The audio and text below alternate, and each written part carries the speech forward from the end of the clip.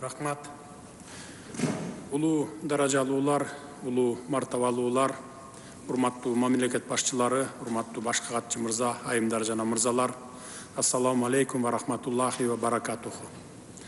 Эң алгач эки ыйык мечиттин камкорчусу, Сауд Аравиянын королу, улуу даражалуу Салман бин Абдулазиз Аль Сауд жана Сауд Араб падышалыгынын мураскер ханзадасы, министрлер кеңешинин төрагасы, улуу даражалуу Мухаммед бин Салман Аль Саудка иш-чараны мыкты уюштургандыгы жана бир тууган Сауд жеринде көрсөткөн жылуу меймандостук үчүн чын ниетимден ыраазычылык билдиремин.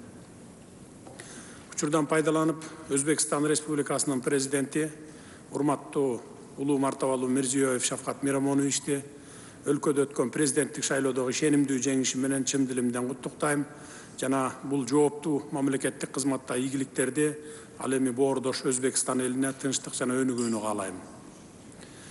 Мен биздин боордош аймактарыбыздын ортосундагы байланыштарды чыңдоонун жана кызматташтыкты тереңдетүүнүн биргелешкен жолундагы маанилүү этап болуп саналган жаңы форматтагы бул тарыхый саммитке катышканыма кубанычтамын. Саммиттин өтүшү эбегейсиз зор мүмкүнчүлүктөрдү жана саясий диалогду тереңдетүү, өлкөлөрүбүздүн жана аймактарыбыздын ортосунда көп тараптуу жана эки тараптуу форматта экономикалык жана маданий гуманитардык кызматташтыкты кеңейтүү үчүн биздин каалоолорубузду далилдеп турат. Ушуга байланыштуу өлкөлөрүбүздүн ортосундагы кызматташтыкты кеңейтүү максатында жогорку деңгээлдеги эки тараптуу сапарлар менен жигердүү алмашууну улантууну абдан маанилүү деп эсептеймин. Урматтуу делегация башчылары, географиялык алыстыкка карабастан биздин аймактарды жалпы тарых, жалпы дин, маданият, баалуулуктар жана баа жеткис достук байланыштар бириктирип турат. Эгемендүүлүк алгандан бери биздин өлкөлөр эки тараптуу негизде да, көп тараптуу форматта да биринчи кезекте Бириккен Улуттар уюмунун жана Ислам кызматташтык уюмунун алкагында кызматташуунун бай тажрыйбасын топтошту десек жаңылышпайбыз. Бүгүнкү күндө Борбордук Азия ар түрдүү географияга туруктуу экономикалык өсүшү жана өнүгүүнүн жаңы мүмкүнчүлүктөрү менен динамикалуу өнүгүп жаткан аймак болуп саналат. Аймактык жана аймактар аралык интеграция биздин келечекке жалпы көз карашыбыздын негизги элементи болуп саналат. Кыргызстан Борбор Азия өлкөлөрүнүн интеграциясынын ырааттуу жана ар тараптуу бекемдөөнү жактайт. Коопсуздук тармагында биз терроризмге, экстремизмге жана трансулуттук уюшкан кылмыштуулукка каршы күрөштө күч аракеттерибизди бириктирүү максаттарында бекем турабыз. Биздин ресурстарды бириктирүү менен биз каршы чараларды күчөтүп, өлкөлөрүбүздүн коопсуздугун жана туруктуулугун дагы да натыйжалуу камсыздай алабыз. Урматтуу делегация башчылары, экономикалык жана инвестициялык кызматташтык биздин күн тартибибиздин өзөгүн түзөт. Биздин өлкөлөрүбүздүн жана элдерибиздин жыргалчылыгы үчүн пайдаланууга боло турган зор мүмкүнчүлүктөр бар. Борбордук Азия, ошондой эле Европа менен Азиянын кесилишинде турган кубаттуу соода, транзиттик, логистикалык жана транспорттук потенциалга ээ.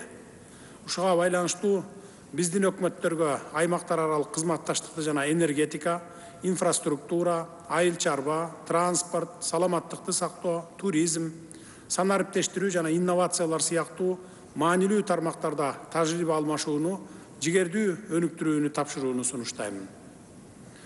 Булуңдагы өлкөлөрдөгү өнөктөштөрүбүздү региондар аралык соода экономикалык кызматташтыгыбызды бекемдей турган Кытай, Кыргызстан, Өзбекстан темир жолун куруу боюнча мега долбоорду биргелешип ишке ашырууга катышууга чакырамын. Транспорттук логистикалык байланыштарды, анын ичинде темир жол жана аба каттамдардын кеңейтүү биздин аймактардын ортосундагы товарлардын, капиталдын жана адамдардын кыймылын жеңилдетет. Бул сооданы гана стимулдаштырбастан маданий алмашууну да өнүктүрөт. Бул максатта мен төмөнкү кадамдарды жасоону сунуш кылгым келет.